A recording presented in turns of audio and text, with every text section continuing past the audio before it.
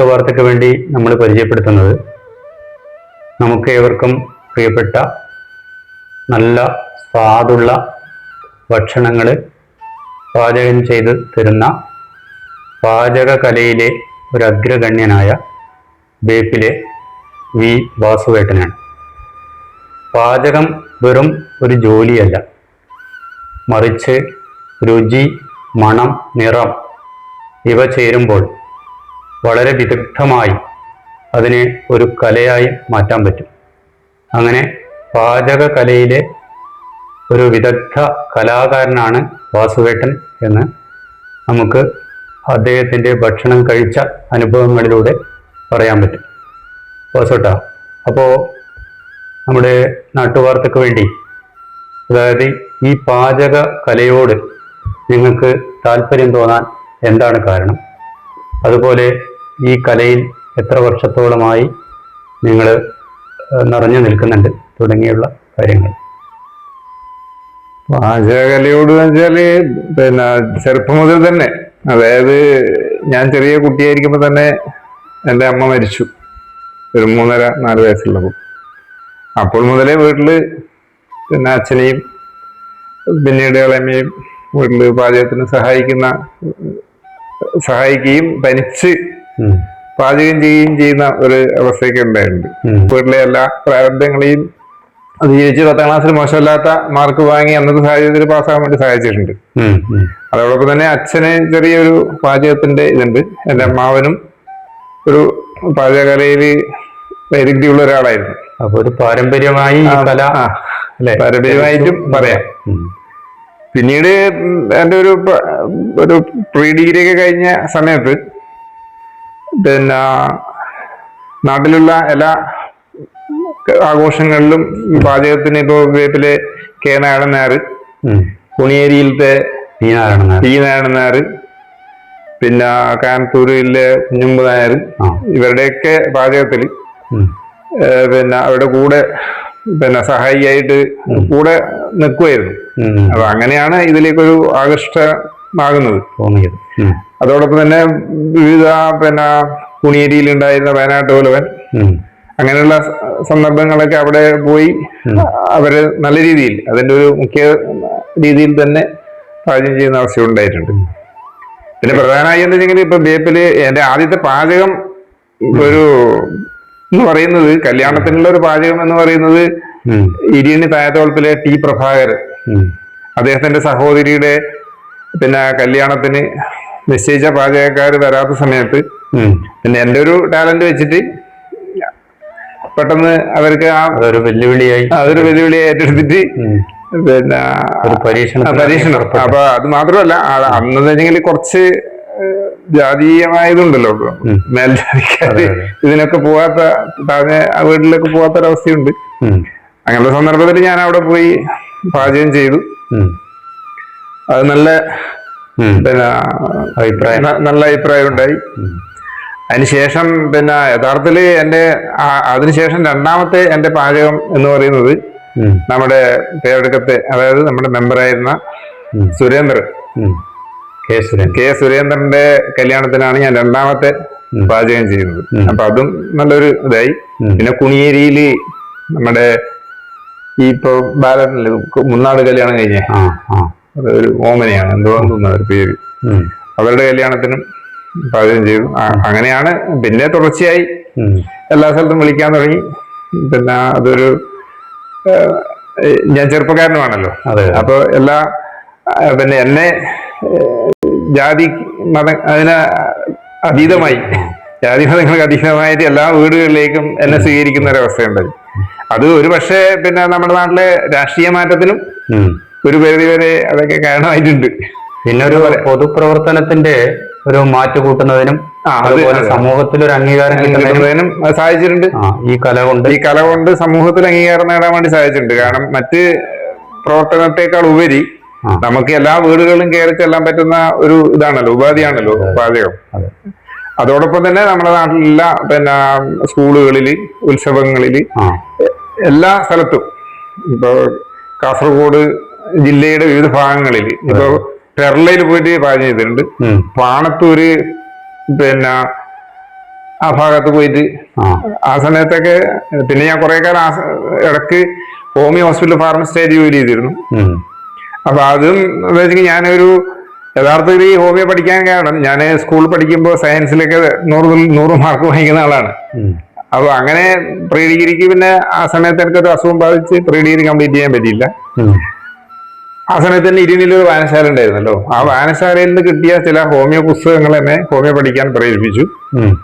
അത് പിന്നെ കോട്ടയത്തെ ഒരു ഇന്ത്യൻ ഹോമിയോ മിഷൻ എന്ന ഒരു സ്ഥാപനവുമായി ബന്ധപ്പെട്ട് ഒരു ഡിപ്ലോമ പോലെ കറസ്പോണ്ടൻസ് ആയി ഡിപ്ലോമയായിട്ട് ഹോമിയോ പഠിക്കുകയും പിന്നീട് അതിന്റെ ഭാഗമായിട്ട് പിന്നെ നാട്ടിലൊക്കെ അത്യാവശ്യം ആ സമയത്ത് ഹോമിയോ ഈടെ അറിയില്ല. ഈ നമ്മുടെ നാട്ടിൽ ഹോമിയോ ചികിത്സ അറിയാത്ത ഒരു കാലഘട്ടത്തിൽ അതിന് പ്രചാരം കൊടുക്കാൻ വേണ്ടി സാധിച്ചു. ഒരുപാട് ആളുകൾ നമ്മളത്തേക്ക് ചികിത്സ തേടി വരുന്ന അവസ്ഥയുണ്ടായിട്ടുണ്ട്. പാചകത്തില് ഒരു വാസു ടച്ച് എന്ന നിലയിൽ തന്നെ ഒരു ബ്രാൻഡ് നിങ്ങൾക്ക് കിട്ടിയതായിട്ട് അറിയാൻ വേണ്ടി പറ്റി. ഇപ്പോ പ്രത്യേകിച്ചും വാസുവേട്ടനുണ്ടാക്കുന്ന പായസം, അതുപോലെ ഈ നോൺ വെജ് ആയിട്ടുള്ള ഐറ്റംസ്, പ്രത്യേകിച്ച് ബിരിയാണി, ഇതിലൊക്കെ ഒരു പ്രത്യേക ഒരു നൈപുണ്യം നിങ്ങൾക്ക് ഈ കലയിൽ സ്വായത്തമാക്കാൻ കഴിഞ്ഞിട്ടുണ്ട്. അപ്പോൾ അതിൻ്റെ ഒരു അനുഭവം എന്താണെന്ന് ചോദിച്ചാൽ.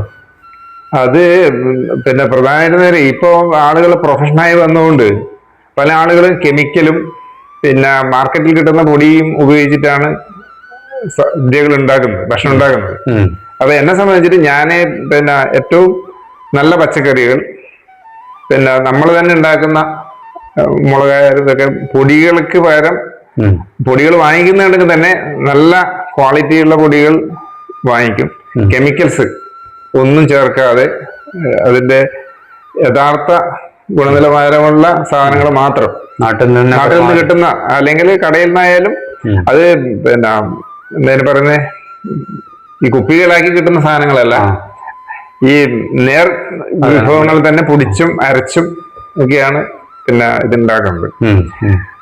പച്ചക്കറികളും തന്നെ നമ്മൾ വളരെ കഴുകി വൃത്തിയാക്കി നല്ല ഇനം പച്ചക്കറികൾ വാങ്ങി അതോടൊപ്പം തന്നെ പാത്രങ്ങളൊക്കെ നല്ല രീതിയിൽ കഴുകി വൃത്തിയാക്കിയൊക്കെയാണ് എപ്പോഴും വിഭവങ്ങളാണ് നിങ്ങൾ നാടൻ വിഭവങ്ങൾ ഉണ്ടാക്കും. പിന്നെ ബിരിയാണി, നെയ്ച്ചോറ് തുടങ്ങിയ അതുണ്ടാവും. ഫിഷ്, മത്സ്യ കറികൾ ഉണ്ടാക്കും. അതോടൊപ്പം തന്നെ അത്യാവശ്യത്തിന് അപ്പങ്ങളൊക്കെ ഉണ്ടാക്കാൻ അറിയാം. ഇപ്പൊ പിന്നെ എന്താ വെച്ചാൽ നമ്മൾ നേരിട്ട് ചെയ്യേണ്ട ആവശ്യം വരുന്നില്ല. കാരണം ചില ആളുകൾ ഈ ഇഡലി, അപ്പം, നൂലപ്പം ഇങ്ങനെയുള്ള ഇതൊക്കെ ഒരു കുടിൽ വ്യവസായം പോലെ ചെയ്യുന്നതുകൊണ്ട് പിന്നെ ചിലപ്പോൾ കാറ്ററിംഗ് ഒക്കെ ചെയ്യുമ്പോൾ നമ്മൾ അവർക്ക് കൂടി കിട്ടുന്ന രീതിയിൽ ഇപ്പൊ അച്ചാറ് നമുക്ക് ഉണ്ടാക്കാൻ പറ്റുമെങ്കിലും കുടുംബശ്രീക്കാർ നല്ല അച്ചാർ ഉണ്ടാക്കുന്നുണ്ട്. അപ്പൊ അങ്ങനെ നല്ല ഐറ്റംസ് കിട്ടുമ്പോൾ നമുക്ക് അവർക്ക് കൂടി ഒരു പ്രോത്സാഹനം കിട്ടുക എന്ന രീതിയിൽ അവരുടെ അടുത്ത് വാങ്ങിക്കും. തൊഴിൽ ഈ ഇങ്ങനെ പറഞ്ഞ നമ്മുടെ കുടിൽ വ്യവസായങ്ങളെ പ്രോത്സാഹിപ്പിക്കാനുള്ള ഒരു കൂടെ ചെയ്യുന്നുണ്ട്. അപ്പൊ നമുക്ക് കുറെ ഐറ്റംസ് ഉണ്ടാക്കാൻ അറിയാം. ഇപ്പൊ ഇരിയണിയിൽ പണ്ടൊരു പിന്നെ സഹകരണ ബേക്കറി ഉണ്ടായിരുന്നു. ഞാൻ അതിന്റെ ഒരു നേതൃനിരയിൽ പ്രവർത്തിച്ചതാണ്. അന്ന് കുറെ ആളുകളെ വെച്ച് ബേക്കറി ഐറ്റംസ് ഉണ്ടാക്കുകയും വിപണി ചെയ്യുകയും ചെയ്തു. അതുകൊണ്ട് തന്നെ അവിടുന്ന് കുറെ ഉൽപ്പന്നങ്ങൾ, മിക്സറായാലും ലഡു, ഇങ്ങനെയുള്ള ചില ഐറ്റംസ് ഒക്കെ ഉണ്ടാക്കാൻ പഠിച്ചിട്ടുണ്ട്. ഇപ്പൊ മൈസൂർ പാക്ക് പോലുള്ള സാധനങ്ങൾ അതൊക്കെ നമുക്ക് ഉണ്ടാക്കാൻ അറിയാം. പിന്നെ അതിൻ്റെ ഒന്നും വലിയ ആവശ്യം വരുന്നില്ല, ഉണ്ടാക്കാൻ അറിയാം. അതോടൊപ്പം തന്നെ ഇപ്പോ നമ്മള് CH കുഞ്ഞമ്പു പ്രസിഡന്റ് ആയിട്ടുള്ള ഒരു camp course Kasaragod agriculture welfare society, അതിന് കീഴിലൊരു ഫുഡ് പ്രോസസിംഗ് സൊസൈറ്റി ആരംഭിച്ചിരുന്നു നെല്ലിക്കട്ടയിൽ. അപ്പൊ അവിടെയും കുറെ കാലം അതിന്റെ ഫുഡ് പ്രോസസിംഗുമായി ബന്ധപ്പെട്ടിട്ട് നല്ല ഐറ്റംസ്, ഇപ്പൊ പുട്ടുപൊടി ഏറ്റവും കൂടുതൽ മാർക്കറ്റിൽ പിന്നെ ആളുകൾ ഇഷ്ടപ്പെട്ട ഒരു പുട്ടുപൊടി, വളരെ ദിവസങ്ങള് പിന്നെ മെനക്കെട്ടിട്ടാണ് ഞാൻ ആ ഒരു പുട്ടുപൊടി ഉണ്ടാക്കിയത്. അതുപോലെ ചപ്പാത്തി, അരിപ്പൊടി, ഇങ്ങനെ അപ്പപ്പൊടി, ഇങ്ങനെയുള്ള കുറെ കാര്യങ്ങളൊക്കെ അവിടെ വെച്ച് ഉണ്ടാക്കിയിട്ടുണ്ട്. അപ്പൊ ഈ പാചകകല എന്ന് പറഞ്ഞാല് അതിലൊരു വൈദഗ്ധ്യം നമുക്ക് കിട്ടുന്നത് കൈപുണ്യം, ഒരു ഇഷ്ടം, അതുപോലെ തന്നെ സ്വാദ്, അതിനുള്ളൊരു താല്പര്യം, ഇവ നാലും ചേരുമ്പോഴാണ് നല്ല രുചിയുള്ള ആഹാര പദാർത്ഥങ്ങൾ നമ്മളിൽ നിന്ന് ഉണ്ടാവുന്നത്. അപ്പൊ അങ്ങനെ ഉണ്ടായി നിങ്ങളെ വാസു ടച്ച് എന്ന നിലയിൽ ഒരു പ്രത്യേക താല്പര്യം ആളുകൾക്ക് വരികയും ബഹുജനങ്ങൾക്ക് പ്രത്യേകം വരികയും സംഘടനകൾക്ക് വരികയും അതുപോലെ തന്നെ പല നിലയിലും നിങ്ങൾ ഇവിടുന്ന് വിളിക്കാൻ തുടങ്ങി. അപ്പൊ അങ്ങനെ അമ്പലങ്ങളിൽ, അതുപോലെ തന്നെ കലോത്സവങ്ങളിൽ, സബ് ജില്ലാ സ്പോർട്സിൽ, അതുപോലെ വയനാട്ടുകുലം ദൈവം കെട്ട് മഹോത്സവങ്ങളിൽ ഇങ്ങനെയൊക്കെ വിളിച്ച സന്ദർഭങ്ങളൊന്ന് പങ്കുവച്ചാൽ കൊള്ളാം. അല്ല, പാചകത്തിന്റെ ഇപ്പൊ ഒരു രുചിക്കൂട്ടിനെ കൂടി പറഞ്ഞു. ശരിക്കും പറഞ്ഞാൽ പാചകം ഒരു കലയാണ്. ശരിക്കും പറഞ്ഞാൽ നളപാചകം എന്നാണല്ലോ പറയുന്നത്. അപ്പോ പിന്നെ ഇതൊരു കൈപ്പുണ്യം തന്നെയാണ്. ശരിക്കും പറഞ്ഞെങ്കില് പല ആളുകളും പണത്തിന് വേണ്ടി എന്തെങ്കിലും തട്ടിക്കൂട്ടി ഉണ്ടാക്കിയിട്ട് വിളമ്പുന്ന ഒരു സാഹചര്യമാണ് ഇപ്പോൾ ഉള്ളത്. അതിൽ നിന്ന് വ്യത്യസ്തമായിട്ട് നമ്മുടെ മനസ്സിൽ നിന്ന് തന്നെ അതിനോടൊരു ഇഷ്ടം തോന്നിയിട്ട്, കാരണം ഇത്രയും കാലം ഞാനിപ്പോ ഏകദേശം 39 വർഷമായി ഈ പാചക രംഗത്ത്. ഇപ്പൊ 64 വയസ്സായി, 39 വർഷമായി. 25ാമത്തെ വയസ്സിലാണ് ആദ്യത്തെ പാചകം ചെയ്യുന്നത്. അപ്പോ 39 വർഷത്തില് പിന്നെ ഈ 38 വർഷവും അല്ലെങ്കിൽ 37 വർഷം, ശരിക്കും പറയാം 37 വർഷവും ഞാൻ സൗജന്യമായിട്ടാണ് എത്ര വലിയ പാചകമായാലും, കല്യാണമായാലും, ഉത്സവമായാലും, എന്ത് പരിപാടിയാണെങ്കിലും പിന്നെ സൗജന്യമായിട്ടാണ് ഇതുവരെ ചെയ്തത്. പക്ഷെ ഇപ്പോ പിന്നെ ഒരു വർഷമായി ഈ ഇരണിയിലെ ഒരു കൈലാസ് ഓഡിറ്റോറിയം പിന്നെ നമ്മൾ ഏറ്റെടുത്ത് ഇവിടുത്തെ കാര്യങ്ങളൊക്കെ നോക്കി നടത്തുകയും ഇവിടുത്തെ പാചകം ചെയ്യുകയൊക്കെ ചെയ്യുന്നുണ്ട്. അപ്പൊ ഇപ്പൊ ഒരു വർഷമായിട്ടാണ് അത്യാവശ്യം, അതും പിന്നെ സാമ്പത്തിക നേട്ടം എന്ന രീതിയിലല്ല, നാട്ടുകാർക്ക് സഹായം ഈ ഓഡിറ്റോറിയം തന്നെ ചിലപ്പോൾ നമ്മള് പലപ്പോഴും പല ആവശ്യങ്ങൾക്കും സൗജന്യമായിട്ട് വിട്ടുകൊടുക്കുന്നുണ്ട്. അതോടൊപ്പം തന്നെ പിന്നെ ഇവിടുത്തെ പാചകത്തിന് മറ്റു പലരും വാങ്ങിക്കുന്നതിൽ നിന്ന് വ്യത്യസ്തമായിട്ട് നമ്മുടെ ഒരു പണിക്കൂലി, നാമമാത്രമായ തുക, എന്റെ ഒരു പണിയുടെ കൂലി, അതോടൊപ്പം തന്നെ എന്റെ കൂടെ വരുന്നവർക്കും, അവരും അങ്ങനെ വലിയൊരു പണത്തോട് ആർത്തി കാണിക്കുന്നവരല്ല, അവർക്കും നാമമാത്രമായ കൂലി, ആവശ്യം ഒരു പൊതുബോധം നിലനിർത്തിക്കൊണ്ട് സാമൂഹ്യ ബോധവും. നമ്മളൊരു സാമൂഹ്യ പ്രവർത്തകനായിരുന്നല്ലോ. കാരണം ഒരുപാട് കാലമായിട്ട്, കാരണം നിങ്ങൾക്ക് അറിയുന്ന പോലെ ബാലസംഘം, SFI, DYFI, കർഷക സംഘം, ഇപ്പൊ പാർട്ടിയുടെ ലോക്കൽ കമ്മിറ്റി അംഗം കൂടിയാണ്. അതോടൊപ്പം നേരത്തെ പറഞ്ഞ ജോലിയിലും ഉണ്ടായിരുന്നു. അപ്പൊ അങ്ങനെയുള്ള ഒരു സാമൂഹ്യ ബോധം നമ്മുടെ മനസ്സിലുള്ളത് കൊണ്ട് തന്നെ പിന്നെ ചെറുപ്പത്തിൽ തന്നെ നമ്മൾ കഷ്ടപ്പാടുകൾ അനുഭവിച്ച് വളർന്ന ഒരു സാഹചര്യമുള്ളതുകൊണ്ട് മനുഷ്യന്റെ വിഷമതകള് മനസ്സിലാക്കുകയും പിന്നെ നമുക്ക് കിട്ടുന്ന തുക തന്നെ പലപ്പോഴും ചാരിറ്റി വർക്കിന് വേണ്ടി ഉപയോഗിക്കുന്ന ഒരു അവസ്ഥയാണ് എന്നെ സംബന്ധിച്ചുള്ളത്. കിട്ടുന്ന തുക പലപ്പോഴും ഇങ്ങനെയുള്ള സാമൂഹ്യ, ഇപ്പൊ തന്നെ മറ്റേ പാലിയേറ്റീവ് കെയറിന്റെ ഭാഗമായിട്ട് പ്രവർത്തിക്കുന്നുണ്ട് ഇപ്പോ. അപ്പൊ അങ്ങനെയുള്ള ഇതിനൊക്കെ നമ്മൾ ഉപയോഗിക്കുന്നുണ്ട്. അപ്പൊ പ്രധാനമായും വയനാട്ട് ഒരുവൻ കുണിയേരി നടന്നപ്പോ അവിടെ പിന്നെ മുഖ്യനല്ലെങ്കിലും അവരുടെ പിന്നെ അന്ന് പി നാരായണൻ നായരൊക്കെയാണ് അതിന്റെ, പിന്നെ കാന്തൂർ കുഞ്ഞമ്പ് നായരൊക്കെ ആയിരുന്നു അതിന്റെ മുഖ്യധാരയിൽ. അവരോടൊപ്പം നിന്നിട്ടുണ്ട്. പിന്നെ ഞങ്ങളുടെ നാട്ടിലുള്ള ഉത്സവങ്ങളൊക്കെ പണ്ട് മുതലേ ഭക്ഷണം കഴിക്കാൻ തുടങ്ങിയ കാലം തൊട്ട് അവിടെ തന്നെ ചെയ്യുന്നുണ്ട്. തറവാട്, തുളച്ചേരി തറവാട്, പമ്പലങ്ങാല്, അങ്ങനെയുള്ള സ്ഥലത്തൊക്കെ പിന്നെ ഉത്സവങ്ങൾക്ക് പിന്നെ നാട്ടിലുണ്ടാകുന്ന എല്ലാ പൊതുപരിപാടികളിലും കലോത്സവം എന്ന് പറഞ്ഞപ്പോ ഇവിടെ ഇരുന്നിട്ട് ഒരു ജില്ലാ കലോത്സവം നടന്നു, സബ് ജില്ലാ കലോത്സവം നടന്നു. പക്ഷെ അതിനു മുമ്പ് ഉണ്ടായിരുന്ന പ്രഭാകര പൊതുവാള് മാഷൊക്കെ ഇരിണി സ്കൂളിൽ ഉള്ളപ്പോഴാണ് പിന്നെ ഒരു സബ് ജില്ലാ കലോത്സവം, അല്ല കലോത്സവമല്ല, സ്പോർട്സ്, സബ് ജില്ലാ സ്പോർട്സ് നടക്കുമ്പോൾ അതിന്റെ മുമ്പിൽ നിന്നുകൊണ്ട് അതിനുള്ള ഭക്ഷണമൊക്കെ ഒരുക്കി കൊടുക്കാൻ സാധിച്ചിട്ടുണ്ട്. പിന്നെ പാർട്ടി സംഘടനയുമായി ബന്ധപ്പെട്ട് ഇപ്പൊ കാസർഗോഡ് തന്നെ ജില്ലാ കളക്ടറേറ്റിൽ കർഷക സംഘത്തിന്റെ 2 കളക്ടറേറ്റ് വളയിൽ സമരം നടത്തുന്നു. ഒന്നിന് 8000 ആളും, ഒന്നിന് ഒരു 5000 ആളും. അത് വളരെ കഷ്ടപ്പെട്ടു. അന്ന് സഹായിക്കാൻ ആളില്ലാതെ ഞാൻ തന്നെ അവസാനം തനിച്ചാവുന്ന ഒരവസ്ഥ വരെ ഉണ്ടായിട്ടുണ്ട്. എന്നിട്ട് പോലും ആ 2 സമരങ്ങൾക്ക് ഒരു പ്രാവശ്യം 8000, ഒരു പ്രാവശ്യം 5000 ആളുകൾക്ക് ഭക്ഷണം ഉണ്ടാക്കിയിട്ട് അവിടെ കൊടുക്കുന്ന സ്ഥിതി ഉണ്ടായിട്ടുണ്ട്. അതുപോലെ സമ്മേളനങ്ങൾ, ഇപ്പൊ കേരളയില് ഒരു കർഷക സംഘത്തിന്റെ ജില്ലാ സമ്മേളനം നടന്നിരുന്നു.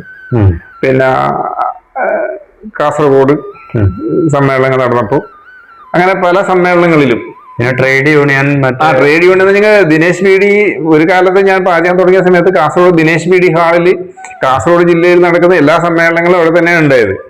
അപ്പൊ അതിന് പിന്നെ എപ്പോഴും അന്ന് ബാലേട്ടനായിരുന്നു, നമ്മളെ ഒരു ബാലേട്ടൻ CIT എപ്പോഴും വിളിക്കും. അവിടെ സ്ഥിരമായി പാചകം ചെയ്തത് ഞാനാണ്. അതുപോലെ പിന്നെ നായനാർ മുഖ്യമന്ത്രി ആയിരുന്ന സമയത്ത് കാസർഗോഡ് സർവീസ് സഹകരണ ബാങ്കില് ഒരു പിന്നെ പരിപാടി, കേരള വികസനം അങ്ങനത്തെ ഒരു പരിപാടി വെച്ചിട്ടുണ്ടായിരുന്നു. കേരള വികസനത്തിന്റെ ഇതുമായി ബന്ധപ്പെട്ട്. അപ്പൊ ആ പരിപാടിക്ക് ഒരുപാട് ആളുകൾ വന്നു. അവർക്ക് വേണ്ടുന്ന ഭക്ഷണം 2 ദിവസം പൂർണ്ണമായും അന്ന് CH ആണ് അതിന്റെ മുമ്പിലുണ്ടായിരുന്നത്. ഈ പറഞ്ഞ ബാലേട്ടനൊക്കെയാണ് അതിന്റെ മുൻനിരയിൽ നിന്നിരുന്നത്. അപ്പൊ അവിടെയും ഈ ഭക്ഷണം ഉണ്ടാക്കാൻ വേണ്ടി സാധിച്ചിട്ടുണ്ട്. അങ്ങനെ കാസർഗോഡ് ജില്ലയുടെ വിവിധ പ്രദേശങ്ങളിൽ പിന്നെ സമ്മേളനങ്ങളായാലും കല്യാണങ്ങളായാലും മറ്റു ഏത് പൊതുപരിപാടിയിലും മുമ്പിൽ നിന്നുകൊണ്ട് ഭക്ഷണം ഉണ്ടാക്കാൻ വേണ്ടി സാധിച്ചിട്ടുണ്ട്. അപ്പൊ